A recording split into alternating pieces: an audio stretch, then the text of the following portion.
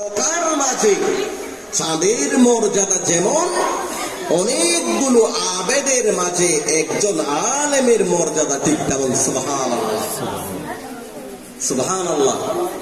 পূর্ণিমার রাতে তারকাদের কাছে, হাজার কোটি তারকার মাঝে চাঁদের মর্যাদা যেমন, শত শত লক্ষ লক্ষ কোটি কোটি মানুষের মাঝে একজন আলেমের মর্যাদা ঠিক তেমন। বলি সুবহানাল্লাহ। ভাইরা, এরপর রাসূল সাল্লাল্লাহু আলাইহি ওয়াসাল্লাম বলেছেন, শুনো, একজন আলেমের মর্যাদাকে শুনো। তোমরা একজন আলেমের মর্যাদা অনেক বেশি। তোমরা সবাই আলেম হও, আলেম হয়ে যাও। যদি আলেম হতে পারো তাহলে সঠিক পথের দিক নির্দেশনা পাবে। নবীজি বলেছেন, উকদু আলিমা। ও আমার সাহাবীরা, তোমরা সবাই আলেম হও, সবাই আলেম হয়ে যাও।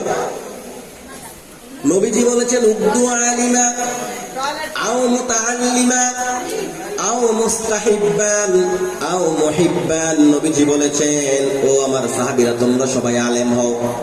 যদি আলেম হতে না পারো তাহলে আলেমের ছাত্র হয়ে যাও। যদি আলেমের ছাত্র হতে না পারো তাহলে আলেমের কথাগুলো শোনো। তাও যদি সম্ভব না